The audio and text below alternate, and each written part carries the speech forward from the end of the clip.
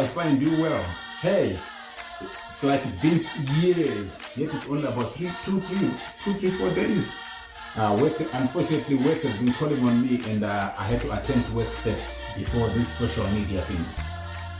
Believe me, you're all well. Respectfully, once again, I respect you and I greet you. Right.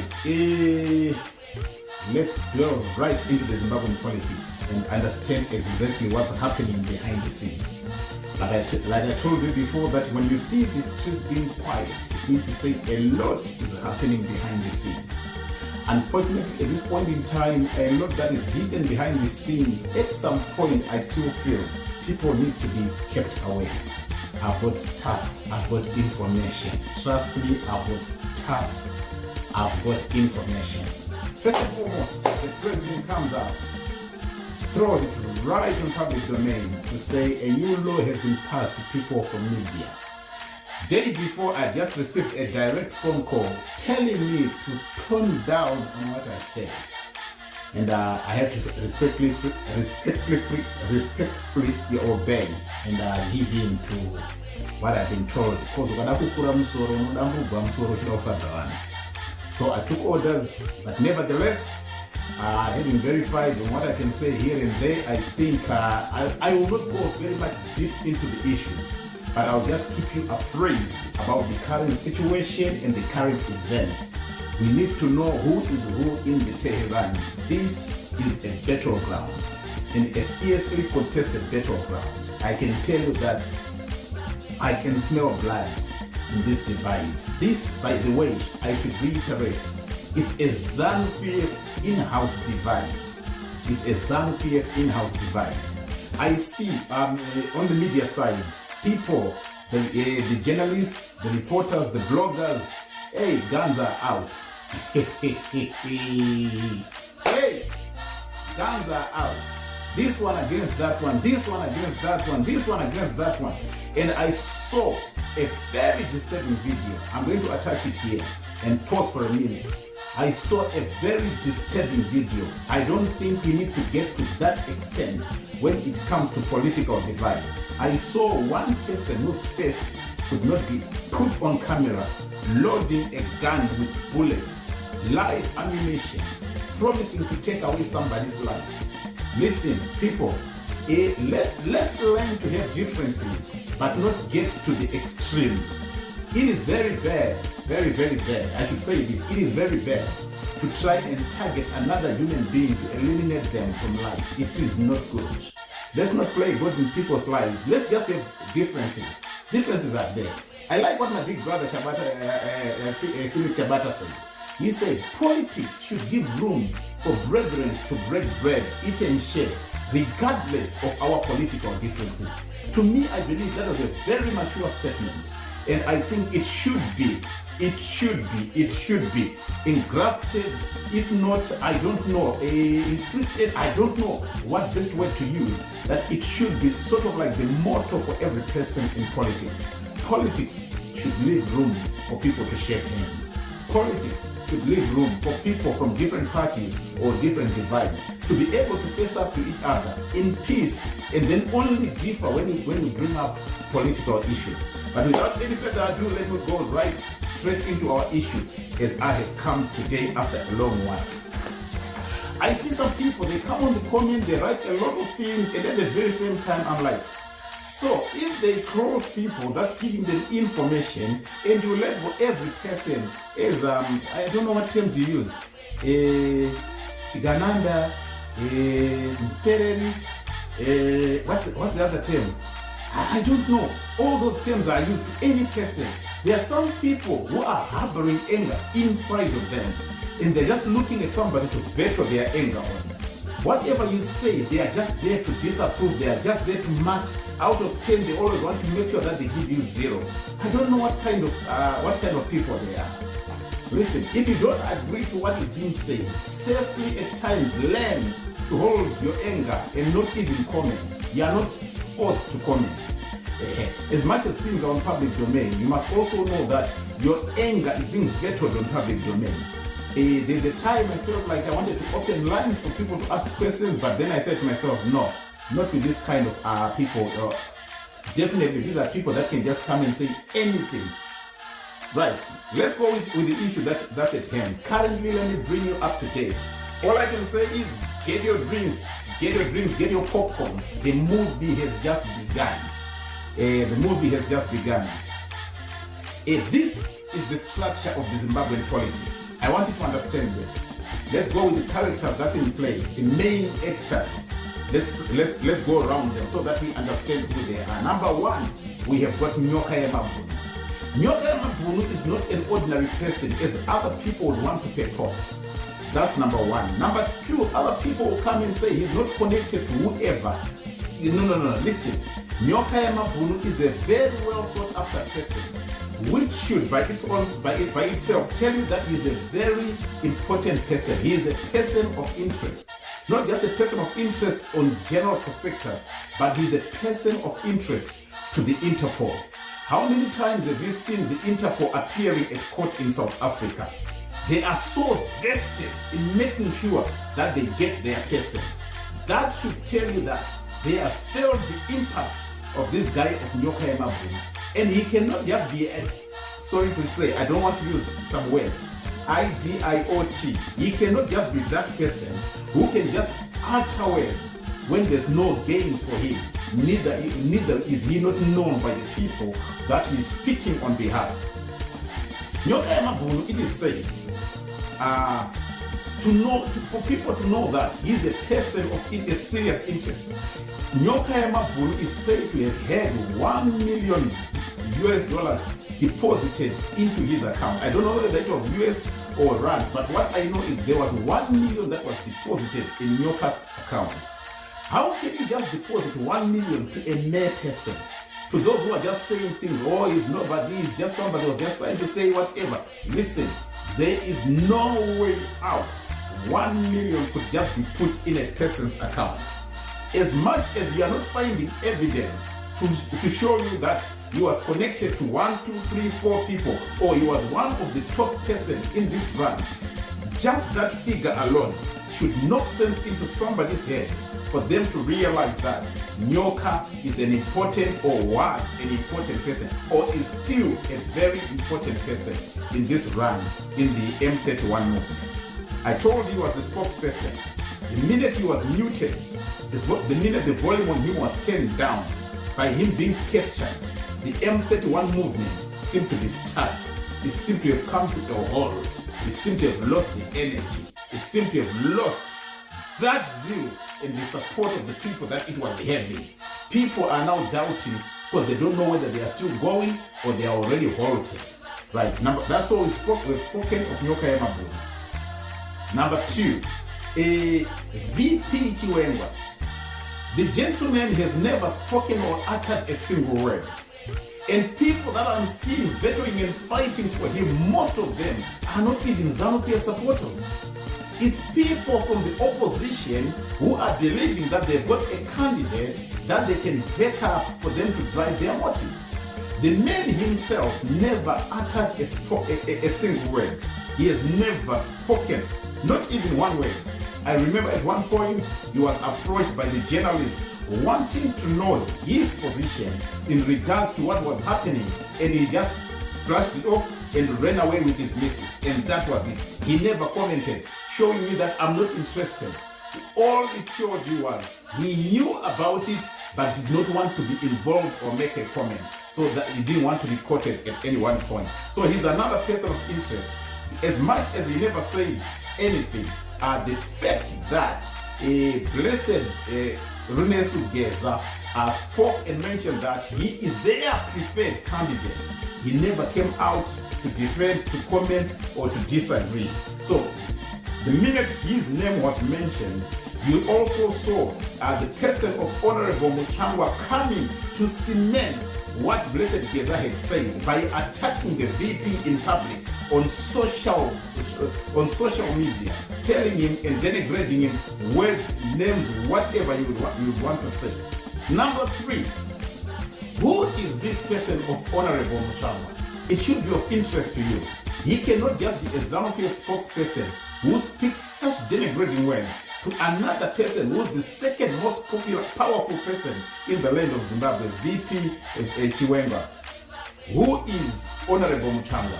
Let this be known. Honorable Muchangwa, number one, at the ousting of the late Robert W. Mugabe, the former president of Zimbabwe, he is the person who did the runs. He was the glue between the war veterans and neighboring countries. Not only that, he was also the glue between Zimbabwe and foreign nations that support Zimbabwe or have got interest or business interest in Zimbabwe.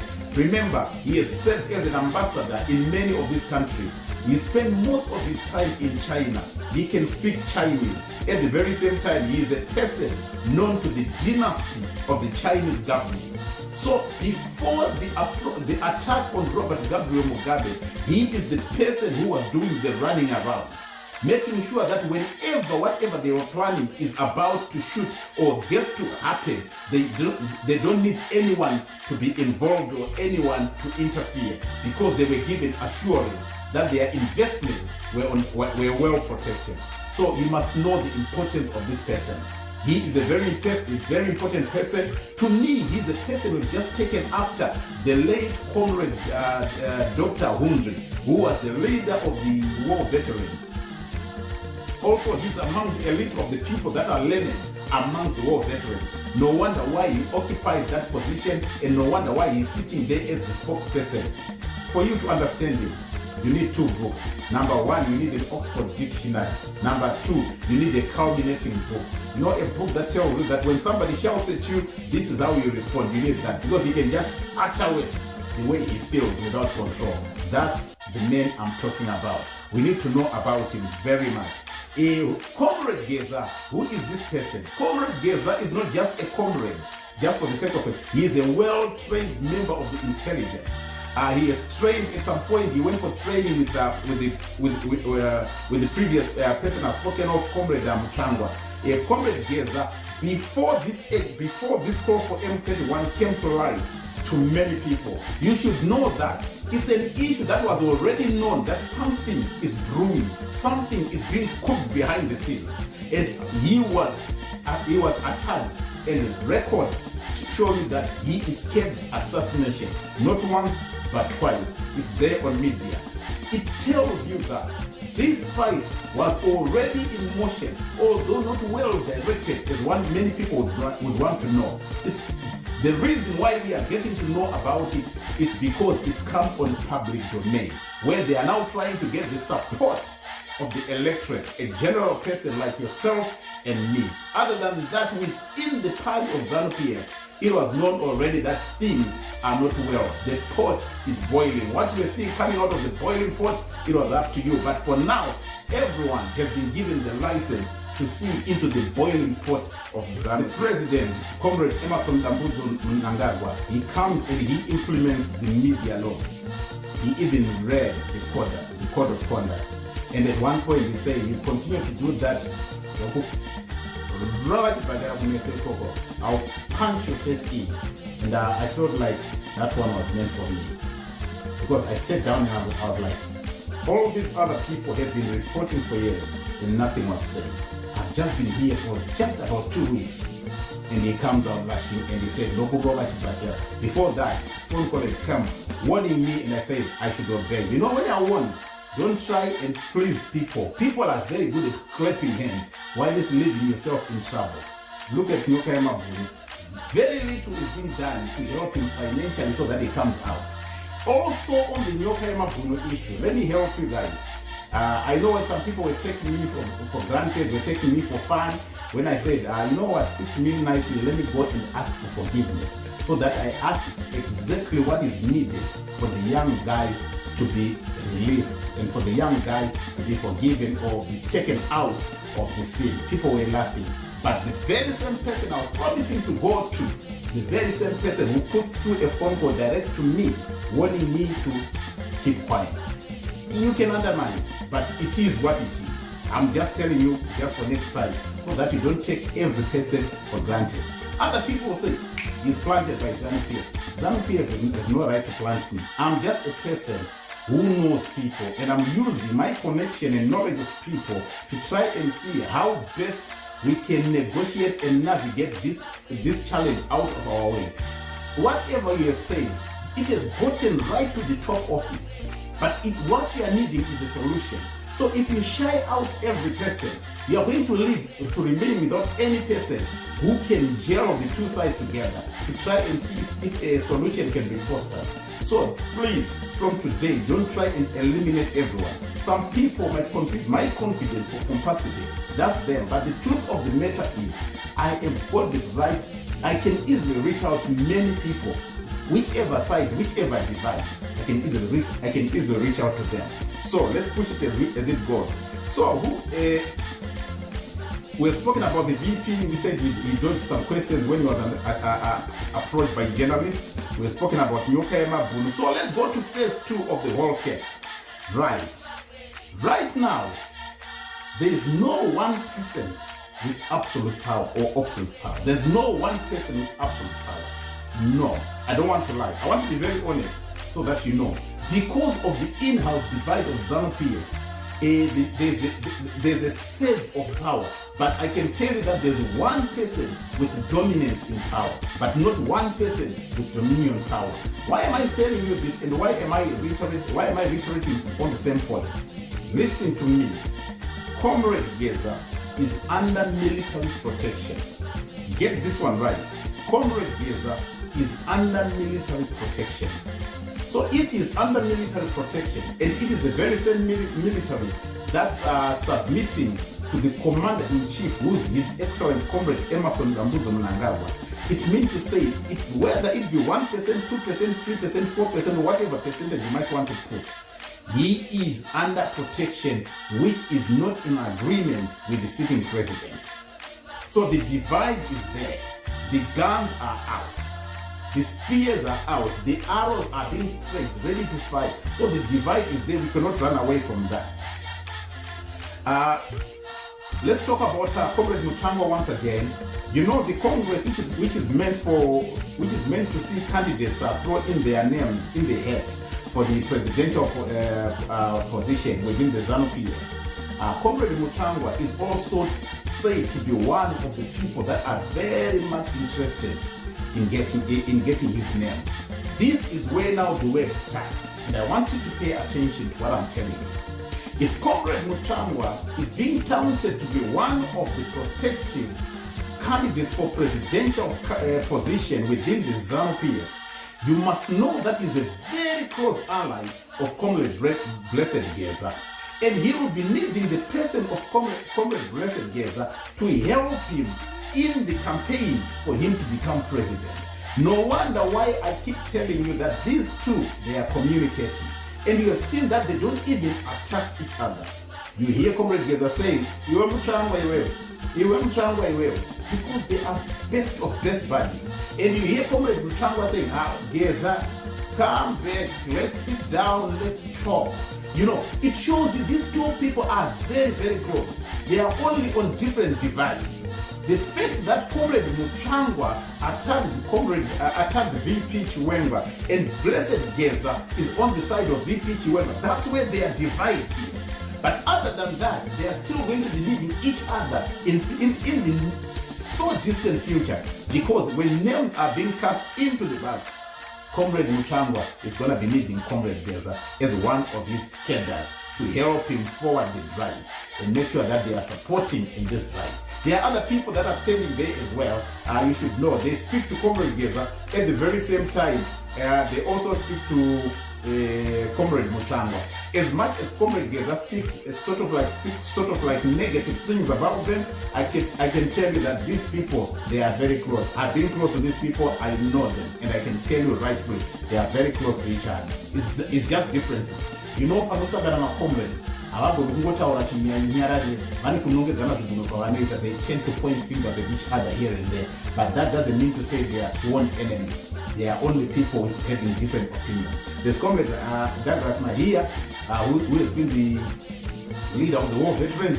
There's Muzugurangu Matemaganda, who has been also the leader of the war veterans. There's another one as well, Comrade Ugeje. He has also been the leader of the war veterans. These people are very influential when it comes to comradeship. Very, very influential. They've got these bonds that I cannot explain it.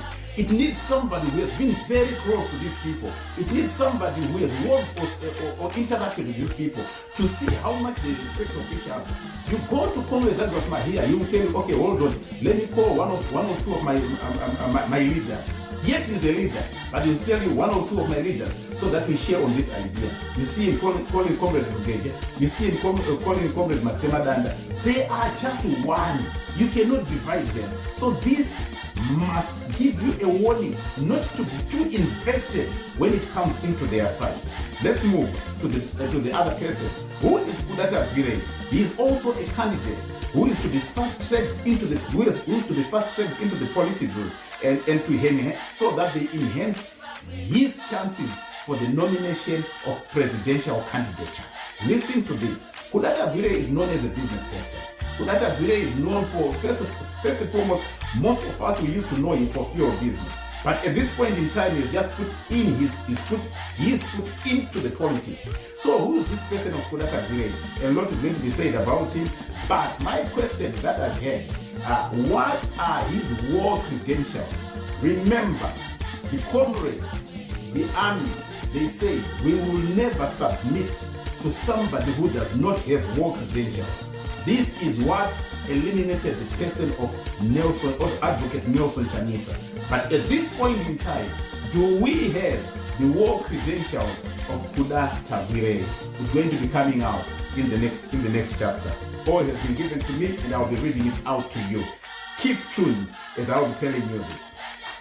Right. There is a statement that has come from the VP. It's not public, but this statement is doing rounds within the military. He said he is an aspiring candidate for the presidential position. He is also making sure that he is turning right to build his CV so that if people see that his qualities are worth him being the president, he is ready to take up the presidential in the process that they have the M31 has managed to move out the sitting president is the plan of Blessed Geza. But he said, even if it means to say people don't see me befitting to be their president, I have no problem having somebody else as the president, as long as the sitting is ousted. These are very, very hard words. And I said to myself, weighing into these words, this is somewhat tricky. Is he not in it for him to be president? He's so comfortable to have somebody step in as a president. What does that statement mean? Who is he referring to? It leaves people with so many questions. You know, people who speak in riddles, they make everything complicated to understand. They also put getaway clauses whenever they are to be faced with questions, because they will say you're putting words into my mouth. So they say the best way to speak is to keep quiet, which is an act that I'm seeing with the VP. Let's move forward and see what it is that has been said to me. There is no one right now within the ZANU-PF, like I said before, who has got absolute power. Power is somewhat trimmed, but there's somebody who has got dominating power above all, who is the president of Zimbabwe. Like he said, nothing will ever happen under my watch. We heard him say it, the way he says it. He's got a way of speaking that he does. Nothing under my watch. ZANU-PF. You definitely know who I'm talking about. He's excellent, the sitting president of Zimbabwe. Right. In continuing with this, I want people to have a look at this video. It's very disturbing. Very, very, very disturbing when I saw it. Where a gentleman is busy loading bullets into a gun barrel and then loading it onto a pistol. Please, I beg you by the mercies of God, we should not go to that extent.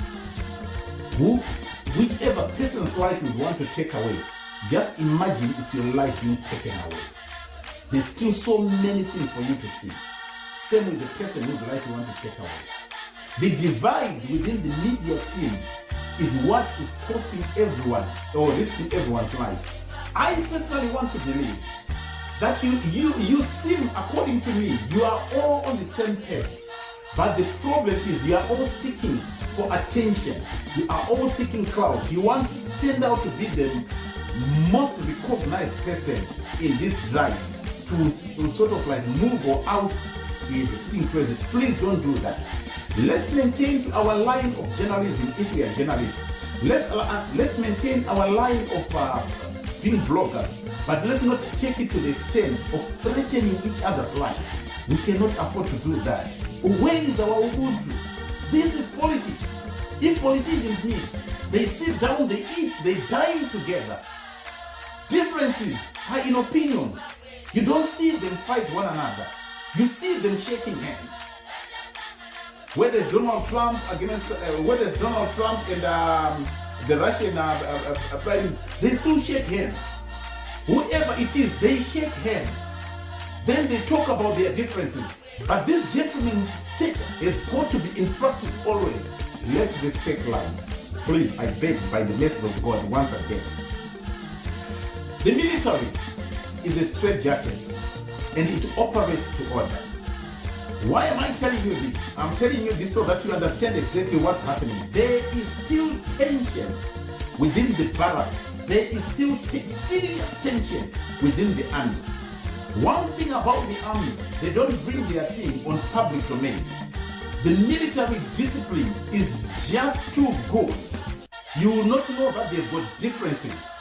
I once posted a post to say, this quietness you are seeing is the loudness of things in the background. That was a statement for you people to say, when we are not hearing anything, you must know that there's a lot of things running behind the scenes. This is exactly what's happening. Right. Number one, things that you will never hear, things that will never come onto the public domain. There is a server that has been discovered with full information pertaining the voter fraud and the voting results. Now it has been found not in the position where it was expected to be. It has been found, verified and confirmed.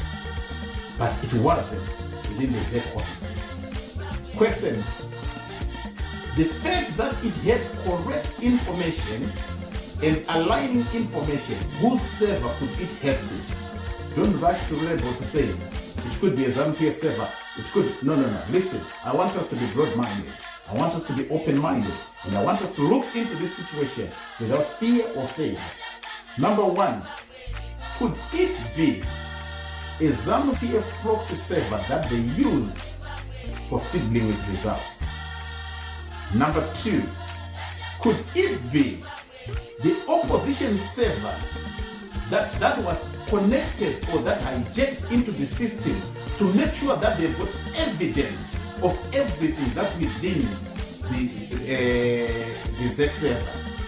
Number three, could it be a spying nation server that has been planted into the nation of Zimbabwe for them to see exactly the correct results or how results were being tampered about? If you look at the digital footprints of everything that's in there, which has been collected and is now given, it is in the hands of the army, you would know that there is a lot that still needs to be unveiled. Right. The digital footprints are showing that it is very up-to-date information pertaining the 2023 elections. So if we are to go back into the 2023 elections, I have questions. Let's say they were tampered around it, and whoever was meant to win did not win. How is this going to be handled? Or let's say it's a server that has just been discovered that wanted to be used by either the opposition or in outside invaders to try and see the result of ZANU-PF, to try and see the result of the elections, and then try and marinate ZANU-PF to be accountable for it. What's your take on it? You cannot go one way in regards to this. It needs to be scrutinized very, very carefully. Having talking about Muchangwa, there's more information that I need to give you about Honorable Muchangwa. Not only is he an aspiring candidate for the president within ZANU-PF, Like I told you, he held so many diplomatic positions in different countries, and China is one. That's where he had his longest stay, if I got it right. He is the person who attracted the investors for the all-conquering or all talked about or all uttered by him Chamisa project. He is the one who attracted the investors to come and invest, and having now Zimbabwe, putting Zimbabwe to potentially have the biggest iron mining sector in the whole of Africa. Has he done a good job? Why is he always on to it?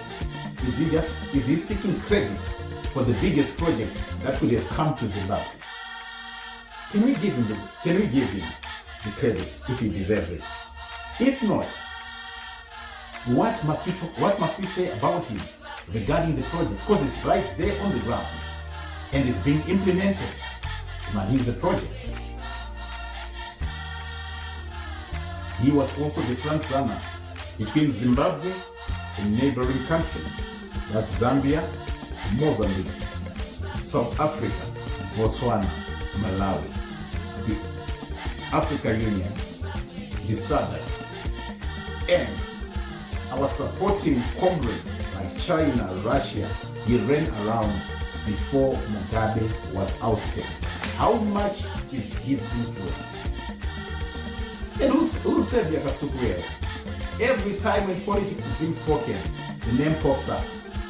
He comes, he's firing, he's attacking the president. He steps into Zimbabwe as and when he wants. But Jonathan Moy cannot step back. What's happening? Let's try and have a look at all these people. I want to try and explain so that you know the players within the politics. That's why I was saying media needs to be neutral for them to be able to ask these people and interview these people pertaining their positions. But if you just show that I'm on one side pertaining to my support, it will be very difficult for you to get information from the other opposing side. I would want to remain neutral so that I remain at a point where I can reach out to the Gezakhen, where I can reach out to the sitting president's camp and bring information unto you unfiltered as it is. Listen, at the arrest of the late Robert Gabriel Mugabe, Jonathan Moyo was with Xavier Kasukuwere. They ran and sought refuge at the Blue House, which was and is still the residence of the late Robert Gabriel Mugabe, the former president of Zimbabwe. They were given leeway to get out of the country. They have since left Zimbabwe, but Jonathan Moyo has never come back. Xavier Kasukuwere, on multiple occasions, he has been to Zimbabwe. He frequents anyway, let me put it that way. What is the difference between these two people? And why is it that one can come back and the other cannot?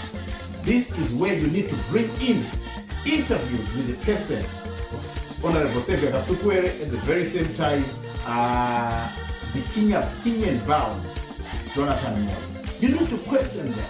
Stand on a very neutral position and hold such interviews if you want to be a very good blogger, if you want to be a very good news house. Right now, news is dry on the social media because we are all focused on one thing instead of you trying to extract information from such players. I think I've given you a hint on what you need to do. Let me help you so that you don't run dry on your content. Where is Chombo? He is in Zimbabwe. Who is he? When people were held during the elimination of the late Comrade Robert Gabriel Mugabe, Chombo's house residence was raided. A lot was recovered from his house, just like what happened to the former police commissioner Chihuri. A lot was also recovered from his personal residence.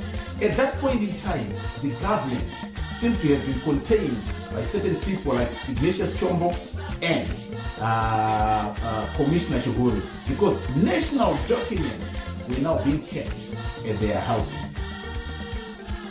We have got a long way to go when you want to try and fix this. This is not a national issue. This still remains to me a ZANU-PF issue. If you get it and trust what I'm saying, I think I'm telling you right. Right, Wills Chombo, he's back again to ZANU-PF. He's a retainee ZANU-PF member. Others will want to call him an apologetic ZANU-PF member. He apologized and he rolled himself back into ZANU-PF and just went quiet now. So, Chombo needs to be interviewed to understand why he's come to apologize. As much as the door is open for many within ZANU-PF to come back if you have been out, he has been a very integral member. He was a very integral member during the days of Robert Gabriel Mugabe. But this time he's coming to serve under ED but is not holding any influential office. Questions need to be asked as to how he is feeling and what he thinks about the current government. This is what journalists are supposed to do. Be on a neutral position. Create content for people by asking relevant things rather than fighting over Nyokaema Bunu's issue. The day Nyokaema Bunu comes out, I'm telling you, he's going to throw some people under the bus, telling them that I didn't know this one. I've never spoken to that one. This one has never had interest with me. Wait and see. The time is coming. It's never going to be forever. The time is coming when he will come and speak. That's when you will start to realize that some people are just making noise and yet not relevant to the guy. But wait until he comes. So, with all this information that I've given pertaining the servers that have been discovered and the information that has been tempered around you, only with all this information with them, why are they not acting? That could be your next question. Listen, they want Parliament first to act. They want Parliament to deal with the case without them being cornered and without fear. They want the Parliament to table it and see the way forward. They want the Parliament to be an independent, decisive board that governs the laws of the country. Hear me. Number two, are they still seeking? Number two, why is it the army is not acting? They might still be seeking legal help on how best to deal with the situation without being discredited. Remember, this is a very powerful organ which just doesn't act abruptly. They need to do serious consultation within their system. Number three, they are also consulting with other neighboring countries. Other neighboring countries' armies on how best to handle such a situation if it be. They want a way forward so that they don't create tensions with militaries of other countries abroad or within the bordering neighbors. Because remember, the militaries, they work together. They work in concert. They work as a unit. They back each other up. So, when a situation arises in one country, you also need to consult with your force without making sure that the information is not spilled out. Information is kept intact. So they are still doing their legal inquiries so that they be legally guided on how to factor this out. That's why I say there's still a lot of tension within the military. They know that if SADC, AU and EU are all watching closely, they need to make sure that they do a very professional job. What do you think? This is the situation in Zimbabwe right now. Are we going to reach an agreement? Are the two parties going to sit down? With it having gone quiet, does it mean to say that's the end? Is the case or the tension just going to die a silent death? The delay of Nyokaema Bunu's case, which is going up and down and keeping being pressed on, is it an act by one game of the team to buy time while they implement option number 2? Why does it become an issue of interest in Nyokaema Bunu issue? Questions are still lingering and questions are still needing answers. Up till when can this tension go? Don't forget, Comrade Blessed Geza, he came out and he mentioned names. That was the biggest mistake that was made. He came again for the second time and he added to the list of names from the Muda list, which was the first list, to the next one, which comprised of some honorable people, and he denigrated them to say they are also part of the people driving into this. Above all, the implicated names of generals in the whole game. So don't expect this to be an issue that will be dealt with within 24 hours, 48 hours, 72 hours, or within a short period of time. But remember also, time is of incidence. If things are not acted on urgently, you might also end up losing the plot. The energy dies down. And whoever you will reporting to be the enemy will rise. Because whoever is cornered should be able by now, or be pushing more to make sure that they are working their way out. Are we looking for who's going to win between the two sides? Or do these people really now need to sit down and discuss? Who knows who's connected to who? The spider's web of politics. With these questions seeming part two of the whole story, as I explain certain things now. As of now,